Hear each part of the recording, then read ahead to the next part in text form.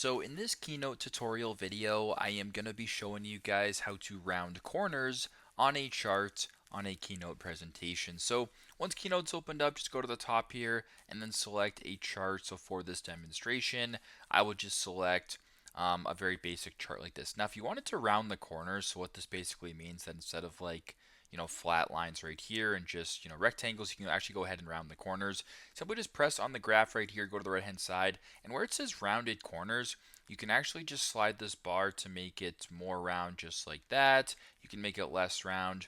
You can change the outside corners only as well. Whatever the case may be, it is completely up to you. So very simple, very straightforward. That is how to round corners on a chart here in Keynote. Thanks again for watching, and I hope this video helps.